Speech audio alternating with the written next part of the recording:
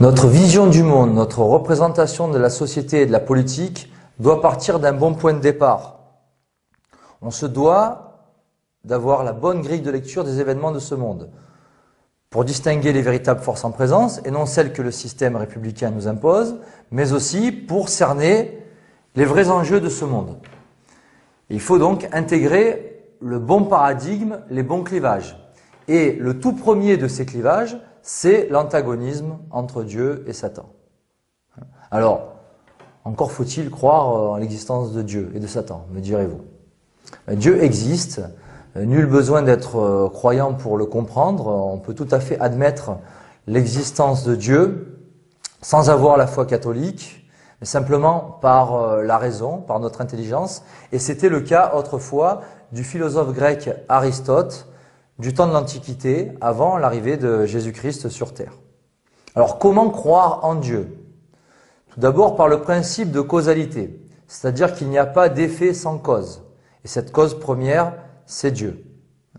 De même qu'il n'y a pas d'effet sans cause, l'effet reste donc inférieur à la cause. Par conséquent, actuellement en France, la problématique de l'islamisation de la France reste donc inférieure à la problématique du pouvoir judo-maçonnique sur les institutions républicaines.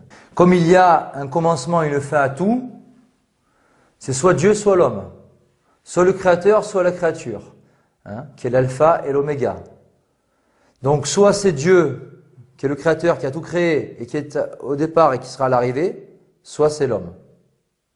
Et comme toute chose a une fin, cette fin dernière, logiquement, c'est Dieu. Et on devra tous en rendre compte, qu'on soit croyant ou non croyant, au moment du jugement dernier. Autre élément à prendre en compte, la hiérarchie des êtres et surtout l'ordre que Dieu a institué sur la terre. Dieu qui est le seul par lui-même, c'est le principe de raison d'être. Dieu n'a pas été créé, il est le créateur, il est le tout-puissant, il est le maître souverain. Dieu est distinct du monde. C'est un Dieu extérieur. Mais si l'on considère que la divinité est à la fois extérieure, mais aussi intérieure et propre à l'humain, ou encore dans la nature, on tombe alors dans l'erreur du panthéisme. Dieu peut tout faire, sauf se contredire. Dieu crée ex nihilo, c'est-à-dire à partir de rien, à partir du néant. C'est le propre de la création. Nous pouvons créer, mais toujours à partir de quelque chose. Alors que Dieu, lui, a tout créé à partir de rien. Dieu est infiniment parfait. Il permet le mal, mais n'est pas à l'origine du mal. Alors évidemment, dans une société moderne, on entendra souvent des gens dire que si Dieu existait, il n'y aurait pas toutes ces guerres dans le monde. Mais ce serait oublier que les guerres ne sont que les conséquences des péchés des hommes. Donc, Dieu permet le mal, mais il ne fait pas le mal. Il est infiniment parfait, contrairement à l'être humain, qui est lui intrinsèquement et naturellement imparfait. Et on va voir pourquoi. À partir de ces quelques notions que j'ai brièvement énoncées, qui sont dans l'esprit thomiste, qui a été d'ailleurs repris par le père Garrigou-Lagrange, on peut et on doit donc en convenir de manière raisonnable que Dieu existe, qu'il y a une intelligence supérieure qui est créatrice de toutes choses sur la terre comme au ciel. Et c'est donc le créationnisme. Et face au créationnisme, il y a donc l'évolutionnisme, la théorie de Darwin, qui nous dit que Dieu n'est pas le créateur, mais que l'homme descendrait du singe. Ce qui est évidemment absurde. Et au passage, on attend toujours le chaînon manquant entre le singe et l'homme. Qu'est-ce qu'il y a eu entre le singe et l'homme? On ne sait toujours pas. Nous avons donc des raisons de croire en Dieu, mais aussi d'avoir la foi catholique. Notamment à cause de l'authenticité des évangiles, de l'infaillibilité morale de cette sainte écriture, et aussi de la divinité de Jésus-Christ, qui a été prouvée à maintes reprises par ses miracles et ses prophéties. Et je pense notamment à la résurrection de notre Seigneur Jésus-Christ. Jésus-Christ a annoncé qu'il ressusciterait le troisième jour. Et cela s'est produit. Ces miracles et ces prophéties, on les retrouve aussi tout au long de l'histoire de l'Église catholique.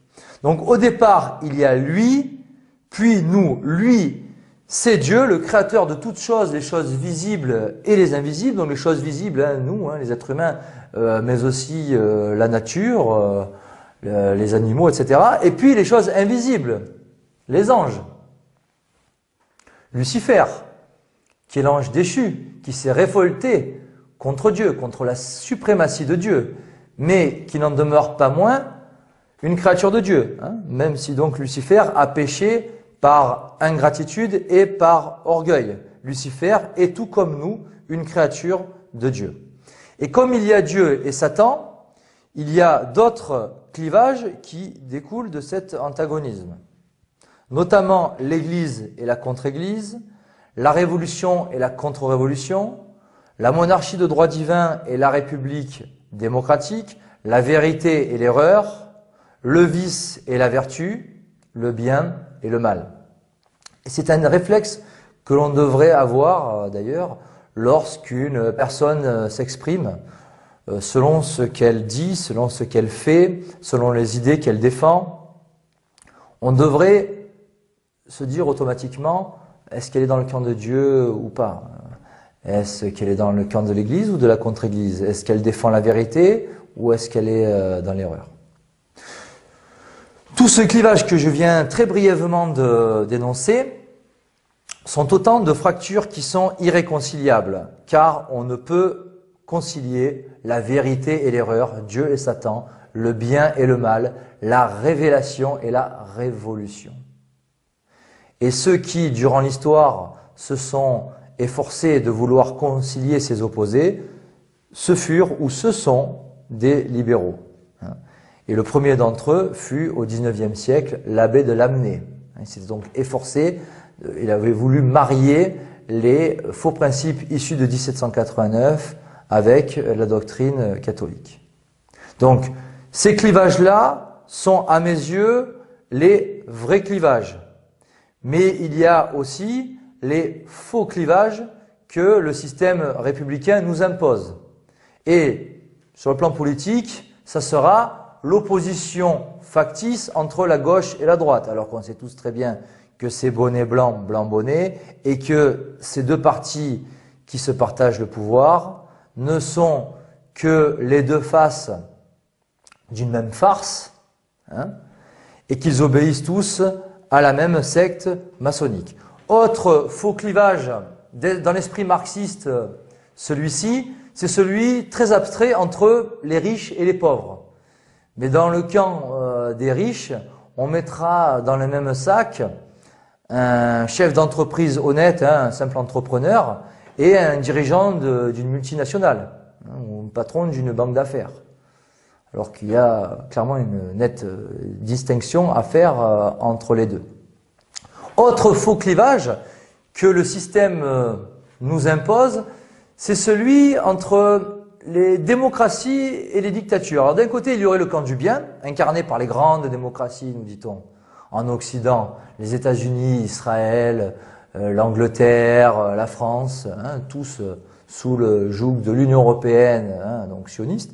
Et de l'autre côté, les méchants dictateurs. Alors récemment, ça sera Bachar al-Assad en Syrie, Vladimir Poutine en Russie, et puis par le passé, donc tous les opposants en gros à ces démocraties. Donc par le passé, ça sera tous ces chefs d'État nationalistes, qu'ils soient catholiques ou pas, et là on les mettra tous dans le même sac, c'est-à-dire Franco, Salazar, mais aussi Hitler, le maréchal Pétain, Codranou, Garcia Moreno, etc. Donc le système médiatique simplifie énormément pour que ce soit très clair dans l'esprit des gens. D'un côté, il y a le camp du bien, les démocraties, et de l'autre côté, le camp du mal, les méchantes dictatures.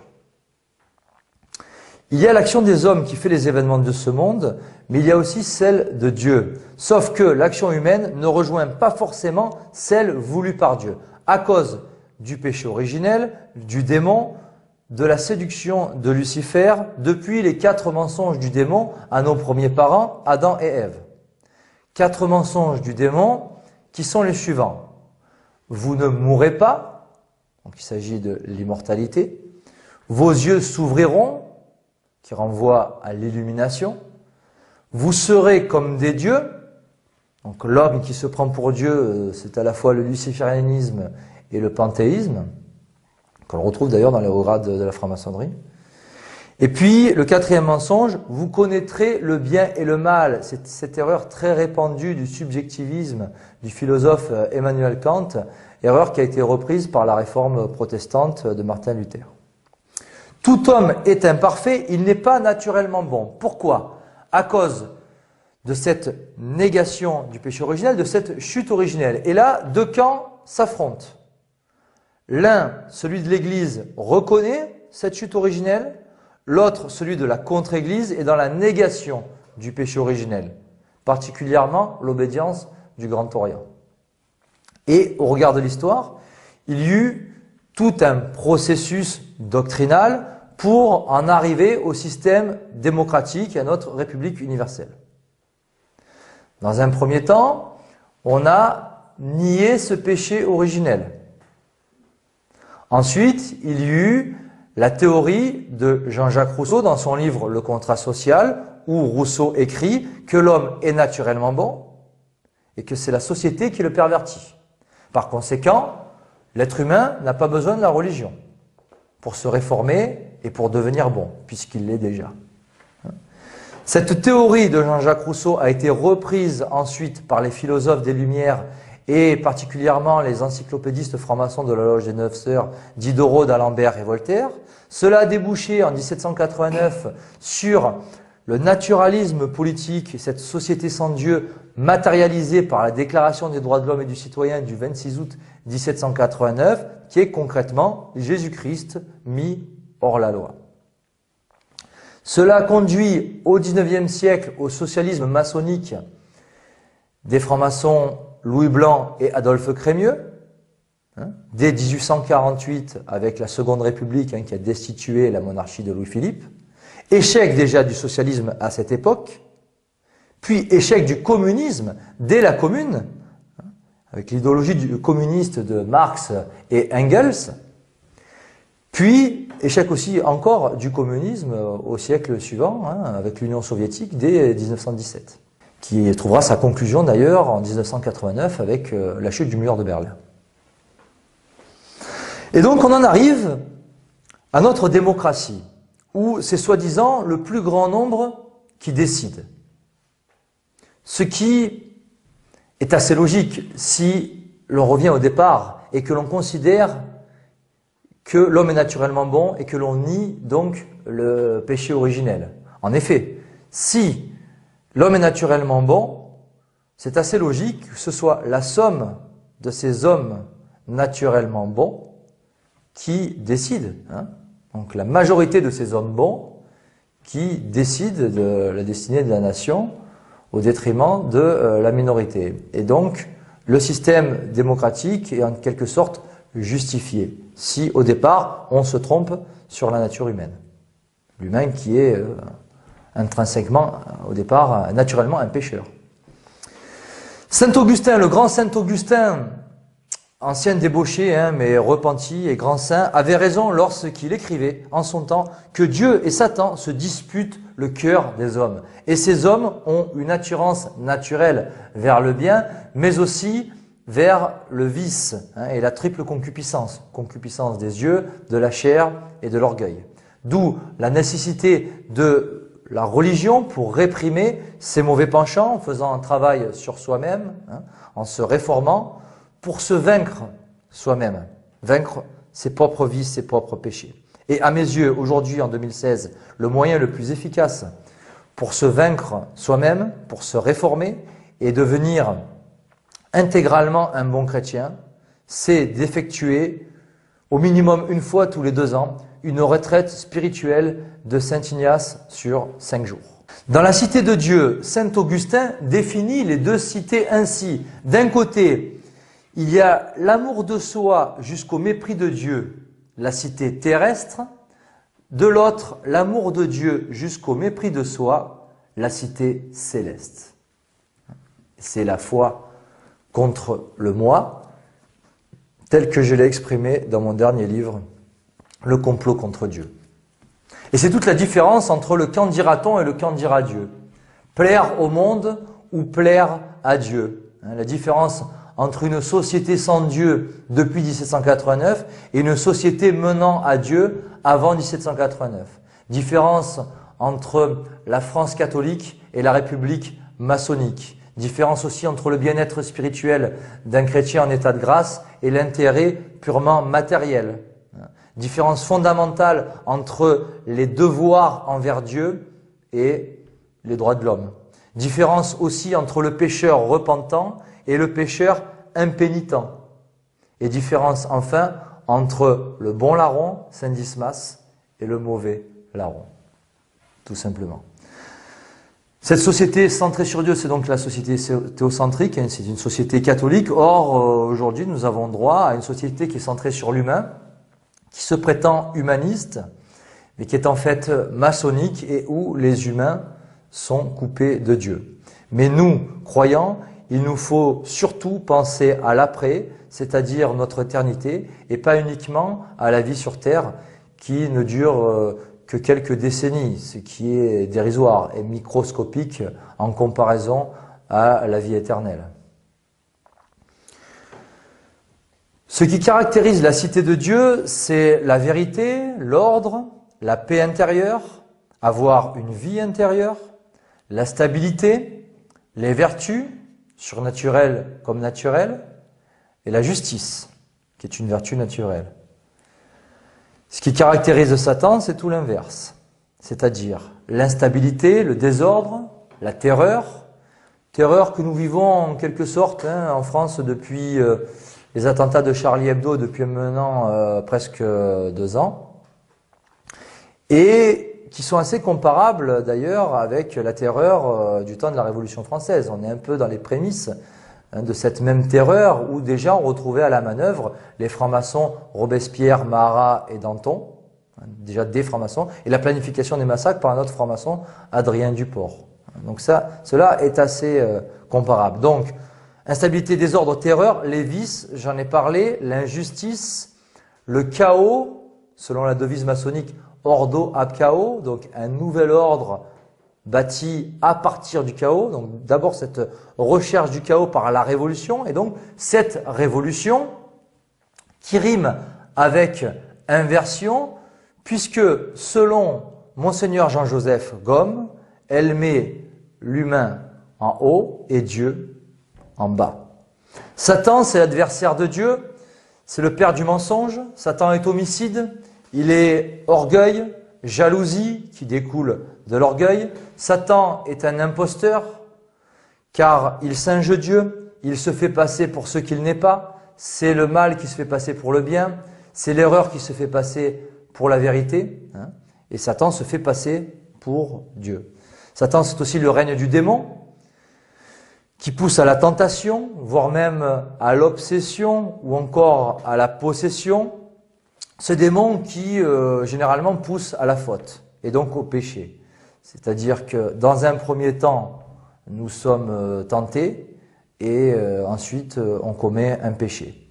Et face à cette tentation, notre Seigneur Jésus-Christ en personne a recommandé à ses disciples lors de son agonie à Gethsémani, donc on est au tout début de la passion, de veiller et prier pour ne pas entrer en tentation. C'est dans l'Évangile. Donc Jésus-Christ recommande clairement la prière face à la tentation. Et donc pour combattre le démon, il y a notre Seigneur Jésus-Christ et plus généralement tous les grands saints. Et Jésus, comme les grands saints, sont incontestablement des modèles de chasteté, d'humilité, de miséricorde, de modestie, d'obéissance à Dieu, de sainteté et de charité.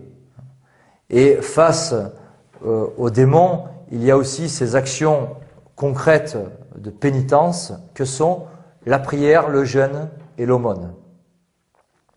Le but de Satan est très simple, c'est la damnation des âmes, la damnation du plus grand nombre des âmes, alors que la volonté de Dieu, c'est l'inverse. le salut du plus grand nombre de ces âmes. Mais au final, il y aura ceux qui se sauvent et qui au moment de leur mort seront en état de grâce, et cela passe généralement par la confession, qui est un acte d'humilité.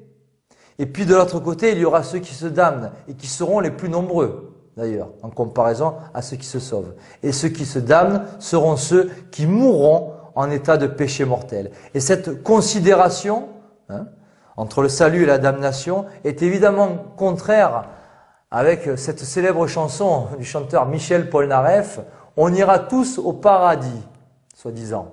Quoi qu'on dise, quoi qu'on fasse, on sera tous sauvés, on ira tous au paradis. Ce qui est évidemment faux. Et cela dépend surtout de nous, d'ailleurs. Comme l'a très bien formulé saint Augustin lorsqu'il disait « Dieu t'a créé sans toi, mais il ne te sauvera pas sans toi. » À l'orgueil de Lucifer s'oppose l'humilité chrétienne. Et là, c'est un clivage absolument fondamental. L'orgueil luciférien d'un côté, l'humilité chrétienne de l'autre. Cette humilité qu'il nous faut absolument avoir, car elle est la base de tant de vertus, alors que l'orgueil débouche sur bien d'autres péchés. Sur le plan doctrinal, selon les excellents travaux de l'Argentin, l'abbé Julio Mainviel, il y a d'un côté la doctrine catholique et de l'autre la doctrine gnostique. L'une défend la vérité et s'appuie sur la révélation, l'autre s'appuie sur une connaissance prétendument scientifique surpassant la révélation. Et on remarquera que toutes les fausses religions, sans exception, ou fausses spiritualités, sont basées sur une gnose. Donc il y a soit la vérité d'un côté, soit l'erreur à partir d'une gnose. Et on remarquera aussi qu'à l'origine et à la conséquence de la gnose, qui est issue historiquement des milieux juifs dès les premiers siècles après Jésus-Christ, à l'origine et à la conséquence de la gnose, on retrouve l'orgueil. C'est-à-dire qu'on tombe dans la gnose, on devient gnostique, par orgueil, en refusant la vérité révélée. Et puis, pour accéder à la gnose, il faut être initié.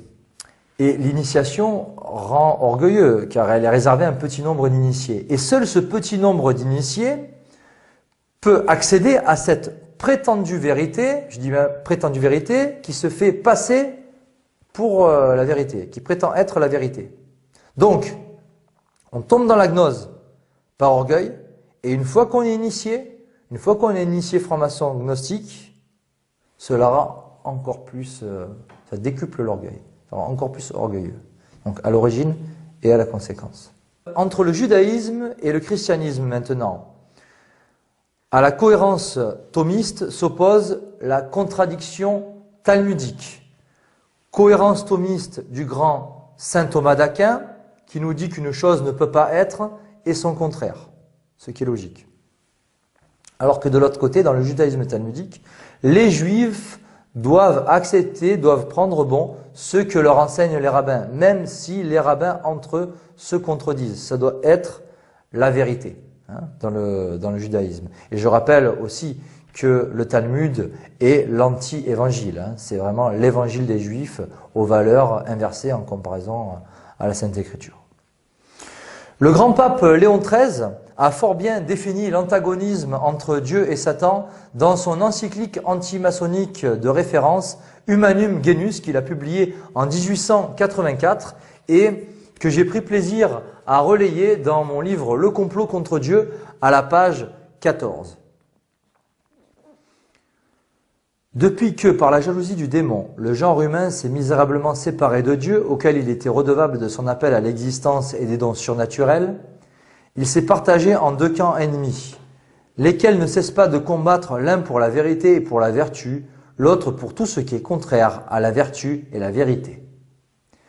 Le premier est le royaume de Dieu sur la terre, à savoir la véritable Église de Jésus-Christ, dont les membres, s'ils veulent lui appartenir du fond du cœur et de manière à opérer leur salut, doivent nécessairement servir Dieu et son Fils unique, de toute leur âme, de toute leur volonté. Le second est le royaume de Satan. Sous son empire et en sa puissance se trouvent tous ceux qui, suivant les funestes exemples de leurs chefs et de nos premiers parents, refusent d'obéir à la loi divine et multiplient leurs efforts, ici pour se passer de Dieu, là pour agir directement contre Dieu. Et c'est le propre de la laïcité, dont le franc-maçon du Parti socialiste Vincent Peillon a reconnu que depuis la Troisième République, la laïcité est la religion officieuse des francs-maçons. À la page suivante de mon livre Le complot contre Dieu, à la page 15, est cité saint Augustin, qui est lui-même cité dans la même encyclique Humanum Genus, et qui écrivait, donc dans les premiers temps de l'ère chrétienne, il croit, ou il cherche à faire croire, que la doctrine chrétienne est incompatible avec le bien de l'État, parce qu'ils veulent fonder l'État non sur la solidité des vertus, mais sur l'impunité des vices. Et c'est toute la différence entre l'Église et la contre-Église. Impunité du vice et solidité des vertus. Et depuis maintenant 2000 ans, il existe une guerre à mort entre les deux. Car de même que Dieu a son Église, Satan a lui aussi son Église, et chacun a son armée. L'une est dans le culte de Dieu, l'autre est dans le culte de l'homme. L'une est centrée sur Dieu, fait confiance en Dieu, l'autre est centrée sur l'humain. Problème, depuis la mort de Pie XII, du pape Pie XII en 1958, l'Église de Vatican II est elle aussi centrée sur l'humain. Et on peut considérer de manière légitime et raisonnable, même si ce n'est pas un dogme de foi, que l'Église catholique est actuellement éclipsée. Que cette Église de Vatican II n'est pas l'Église catholique, parce qu'elle professe une autre religion, qui n'est pas la religion catholique, qui est une fausse religion, qui est une religion œcuménique, néo-protestante, qui prône notamment l'indifférentisme avec le décret Nostra Aetate, c'est-à-dire il y aurait des valeurs de salut dans toutes les religions, la vraie comme les fausses. Donc on pourrait se sauver si l'on est un bon protestant, si l'on est un bon juif, si l'on est un bon musulman, un bon bouddhiste, etc. Cette Église catholique est une institution divine, mais elle est aussi humaine. Et nous appartenons à l'Église, tout d'abord par le baptême, puis en restant ferme dans la foi catholique. Ce que Dieu a uni, l'humain ne doit absolument pas le séparer, contrairement à ce qui s'est produit en 1905 avec cette loi de séparation entre l'Église et l'État qui fut, il faut le reconnaître, une grande victoire de la contre-Église. L'enseignement de l'Église catholique repose sur des dogmes, alors que la contre-Église n'a pas de dogme, mais des faux principes. Elle est adogmatique. C'est ce qui est écrit mot pour mot d'ailleurs dans les comptes rendus des convents du Grand Orient. Donc d'un côté, on défend une vérité unique, et de l'autre, il n'y a pas de vérité, mais la libre pensée, qui est un faux principe et qui est concrètement la négation du dogme. Depuis 1717, la contre-Église est la franc-maçonnerie synagogue de Satan, car elle est objectivement l'alliance entre le juif et Satan. Cette franc-maçonnerie, qui est le cœur de la synagogue de Satan, est aussi le moteur de la révolution qui est d'essence satanique, comme l'a très bien démontré l'auteur contre-révolutionnaire Joseph de Maistre dans son livre Considérations sur la France, qui date de la fin du XVIIIe siècle et qui est en vente aux éditions Saint-Rémy. La judo-maçonnerie a son évangile, la Déclaration des droits de l'homme, son régime, la République, son système, la démocratie, sa religion officieuse, la laïcité, qui est la haine de la religion catholique, et puis sa devise, liberté, égalité, fraternité, qui est l'esprit du monde dont Satan est le prince. Les francs-maçons forment une sorte d'armée invisible du judaïsme international, car au-dessus de la loge, il y a la synagogue. Et juifs et francs-maçons sont au service du grand Israël, de la domination d'Israël sur les autres nations, et donc du projet politique sioniste. Donc leur projet, c'est une gouvernance mondiale depuis Israël avec destruction des autres nations. Et ceci est évidemment contraire avec cette notion de nation souveraine en Europe qui devrait être unie par les liens de la chrétienté. C'est cette Europe-là que l'on devrait défendre et non cette Union européenne qui n'est qu'une entité supranationale qui est sous tutelle des États-Unis d'Amérique et d'Israël. Voilà. Qui est le cheval de Troie en quelque sorte des nations européennes chrétiennes, l'Union européenne. À l'exotérisme de la religion catholique s'oppose l'ésotérisme des sociétés secrètes. D'un côté, un enseignement commun à tous, accessible à tous et universel, et de l'autre, un enseignement réservé uniquement à des initiés. Car, pour rappel, pour être franc-maçon, il faut être initié. Et, selon le spécialiste de la question Charles Nicoulot dans son livre L'initiation maçonnique, l'initiation n'est ni plus ni moins qu'un pacte entre l'initié et Satan. Un pacte avec Satan. Donc, si on doit récapituler, pour être membre de la contre-église, il faut être initié, et pour être membre de l'église catholique, il faut être baptisé. L'initiation est en quelque sorte le pendant du baptême pour les francs-maçons. Le baptême de la nation française, c'est 496 avec le baptême de Clovis par l'évêque Saint-Rémy à la cathédrale de Reims. Mais pour les francs-maçons, la France serait née en 1789. Donc les francs-maçons nient plus de 13 siècles d'histoire de France. En France, il y a clairement un avant et un après 1789, car depuis cette révolution, nous sommes sous le règne de la contre-église. Précisément depuis le régicide du roi Louis XVI, le 21 janvier 1793, qui fut un rituel maçonnique conclu par un sacrifice humain, c'est-à-dire que le meurtre de Louis XVI fut d'abord conçu dans les loges avant d'être appliqué dans le monde profane. Voilà. Alors évidemment, cette vérité-là, l'histoire officielle et les manuels scolaires de la République s'efforcent bien sûr de l'occulter. Autrefois, nous avions un roi très chrétien qui était le lieutenant du Christ. Aujourd'hui, nous avons un président de la République qui n'est qu'une marionnette du pouvoir occulte. Donc avant, sous l'Ancien Régime, le roi devait faire passer son intérêt personnel après l'intérêt général. Il devait aimer son peuple et sa nation, il devait être dévoué à son pays, il était éduqué dans ce sens, et sa descendance aussi. Et il prenait des décisions à la vue de tous, de manière très claire. Aujourd'hui, nous n'avons qu'une marionnette, des lobbies, d'un pouvoir occulte, c'est-à-dire de gens qui dirigent la France, mais dont nous ne connaissons pas véritablement l'identité. On ne sait pas vraiment qui tire les ficelles en coulisses et qui dirige vraiment la France. Précisément depuis 1789, qui a instauré la souveraineté du peuple détachée de la loi divine. Ce naturalisme politique dont je parlais tout à l'heure, cette société sans Dieu depuis la déclaration des droits de l'homme. Or, selon l'éminent cardinal Pie, chef de file de l'école antilibérale au XIXe siècle, occulter Dieu du système politique est une erreur, à l'évidence. Et j'ajouterai qu'occulter Dieu de la famille est aussi une erreur. Et c'est toute la différence entre le mariage devant Dieu et l'union libre et le mariage civil qui est une création maçonnique d'ailleurs, et qui fut inauguré par Jean-Jacques Rousseau en personne. Donc, on enlève par conséquent tout le caractère sacré du mariage. Cet athéisme social issu de 1789 a conduit forcément à un athéisme individuel et collectif à l'échelle de la société. Et par conséquent, à l'apostasie des nations. Et cette apostasie des nations est, selon moi et selon le cardinal Pie aussi, la cause première des maux de notre société.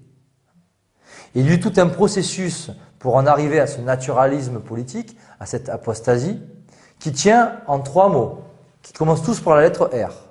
Renaissance, réforme protestante, donc du temps de la Renaissance, officiellement en 1517 avec Martin Luther, et puis révolution, qui a réussi là où la réforme a échoué, mais qui en quelque sorte a réussi grâce à la réforme auparavant. C'est parce qu'il y a eu la réforme protestante qu'il y a pu avoir ensuite la révolution.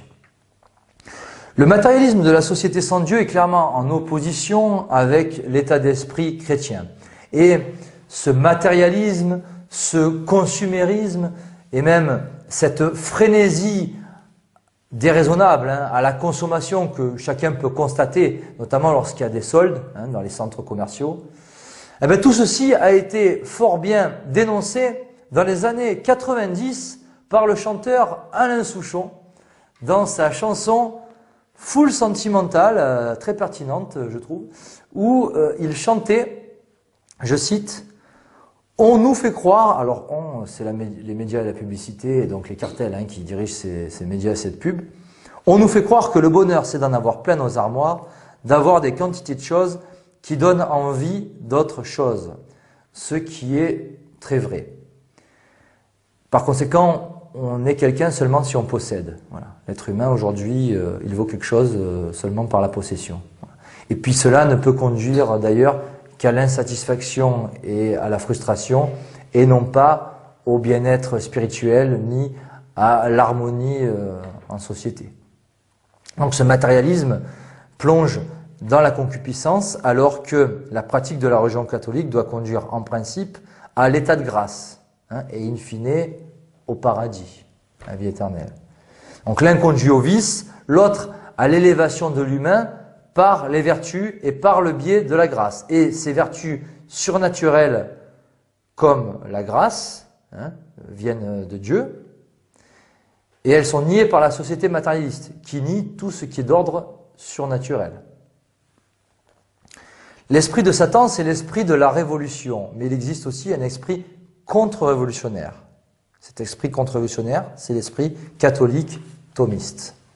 Et dans son livre « Infiltration maçonnique dans l'Église », l'abbé Emmanuel Barbier cite à la page 145 l'ancien franc-maçon repenti Jules Douanel qui, dans son livre « Lucifer démasqué », a écrit sous le pseudonyme de Jean Kostka, il a décrit l'action de Satan.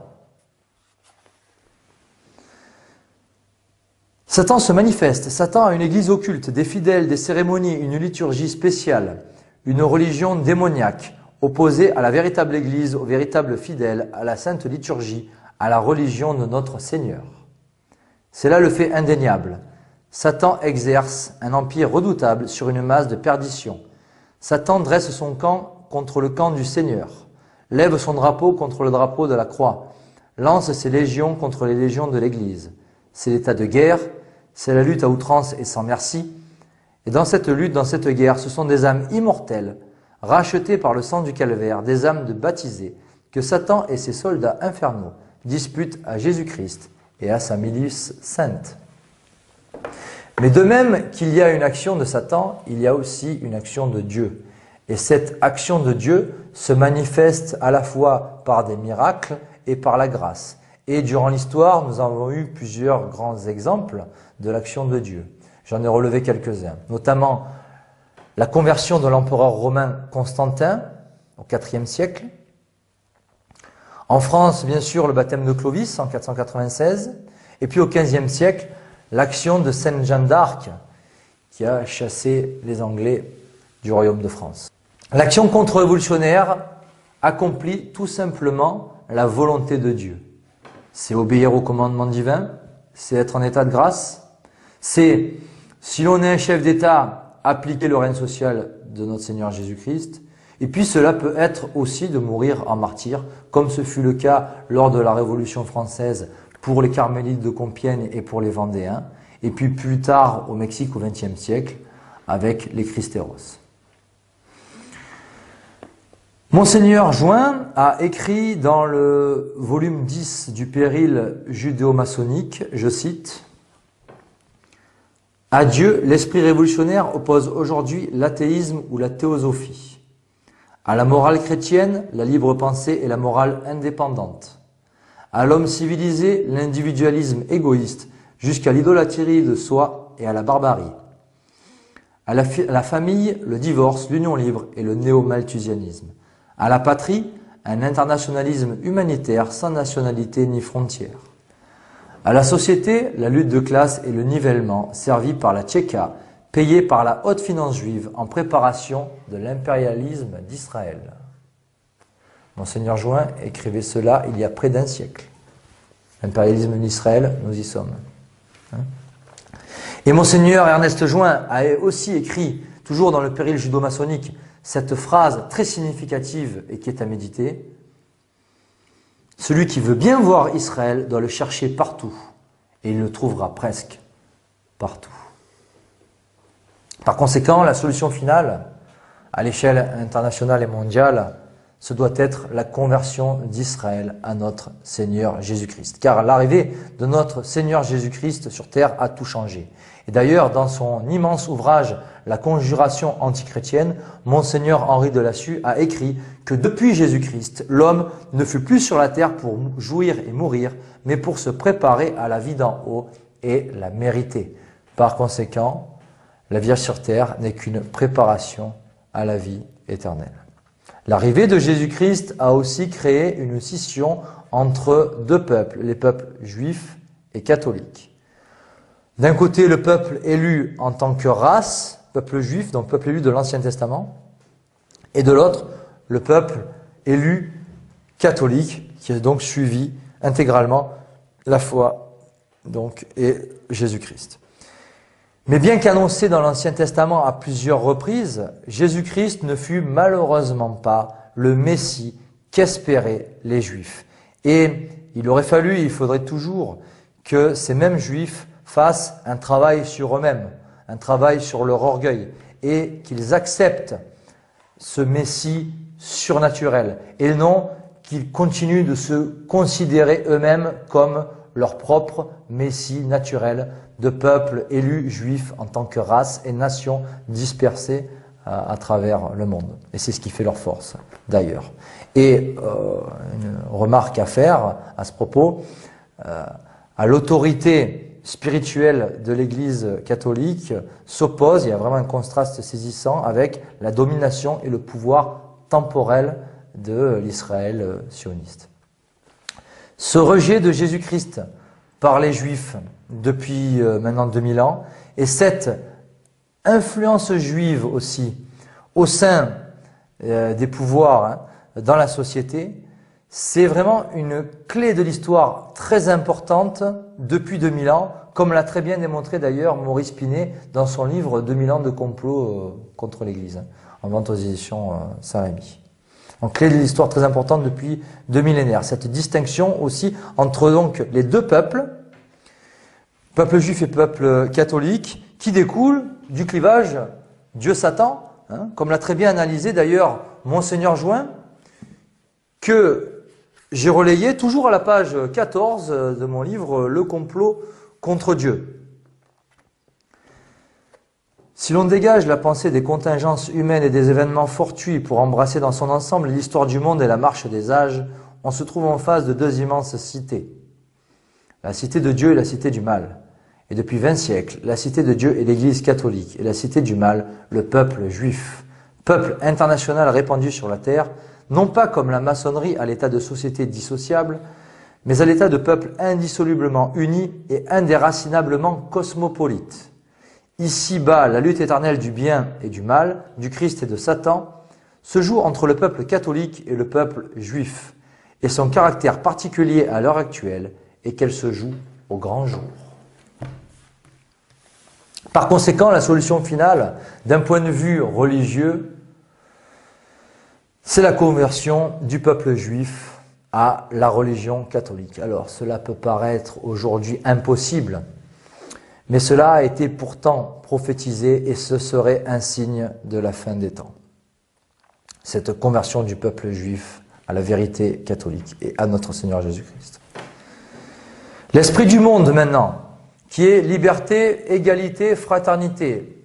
Slogan que vous retrouverez sur les façades des écoles, devant des tribunaux, des mairies. Et face à cet esprit du monde, liberté, égalité, fraternité, Saint Ignace de Loyola a opposé les vertus de pauvreté, de chasteté et d'obéissance. On pourrait ajouter les vertus surnaturelles de foi, d'espérance et de charité.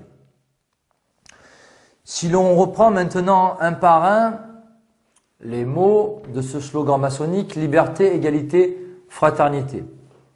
On remarque que si l'on donne la liberté à l'humain en ayant auparavant chassé Dieu de la société, eh bien, automatiquement, il transgressera les commandements et au final, il se damnera. Et ceci est évidemment contraire avec cette considération catholique que nous avons de la liberté dans nos choix pour parvenir à une même fin, le salut de l'âme. L'égalité est un mensonge car nous ne sommes pas tous égaux mais tous différents, contrairement à ce que prétend l'article 1er de la Déclaration des droits de l'homme. Cette égalité est contraire au principe de hiérarchie, comme l'a très bien affirmé d'ailleurs Monseigneur Henri de Lassus.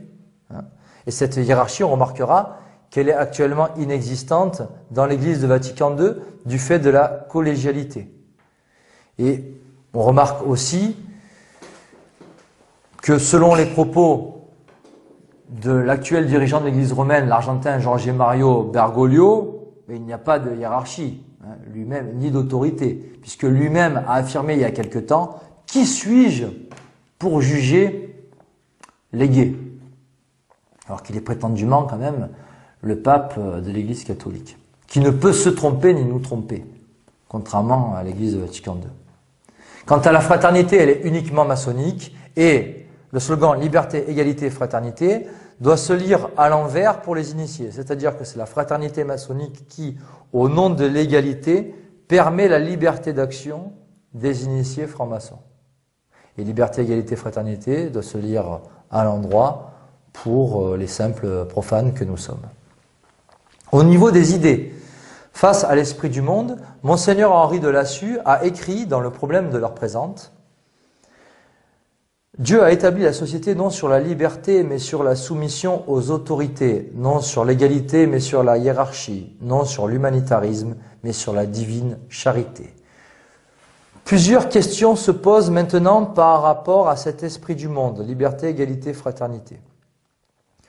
Est-ce que, lorsqu'on vote pour un parti républicain, quel qu'il soit, à gauche comme à droite, et même pour Marine Le Pen, ou pour le parti républicain, les républicains, ou pour Dupont-Aignan, ou pour Asselineau, peu importe, est-ce que lorsqu'on vote pour un parti républicain, est-ce qu'on combat cet esprit du monde?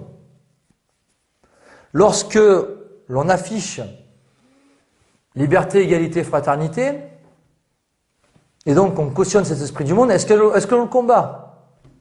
Est-ce qu'on œuvre aussi pour le règne du Christ roi lorsqu'on cautionne donc cet esprit du monde, liberté, égalité, fraternité?